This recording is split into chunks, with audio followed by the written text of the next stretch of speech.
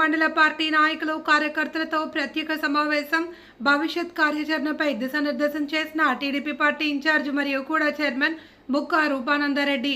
ఎన్నికలలో గెలిపే లక్ష్యంగా టీడీపీ వ్యూహం. పుల్లంపేట నేతలు కార్యకర్తలతో ముక్కా రూపానందరెడ్డి కీలక భేటీ.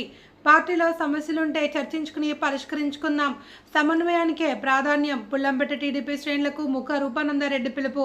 రైల్వే కోడూరు రాఘవరాజుపురంలోని తెలుగుదేశం పార్టీ కార్యాలయంలో పుల్లంపేట మండలానికి చెందిన పార్టీ నాయకులు కార్యకర్తలతో ముఖ్య సమావేశం నిర్వహించారు.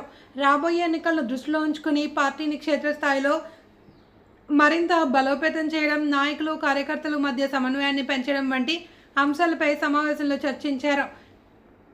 ఎన్నికల సమయంలో ప్రతి కార్యకర్త సమన్వయంతో పనిచేస్తూ పార్టీ విజయానికి కృషి చేయాలి అని, ప్రజలకు అందుబాటులో ఉంటూ ప్రభుత్వ సంక్షేమ కార్యక్రమాలను ప్రజల్లోకి తీసుకువెళ్లాలి అని నాయకులు కోరారు. పార్టీని బలోపేతం చేయడమే లక్ష్యంగా అందరూ కలిసికట్టుగా పనిచేయాలి అని పిలుపునిచ్చారు. పుల్లంపేట మండలంలో ప్రతి గ్రామంలో పార్టీకి బలమైన పునాది ఉండేలా నాయకులు కార్యకర్తలు సమన్వయంతో ముందుకు సాగాలి అని సమావేశంలో నిర్ణయించారు.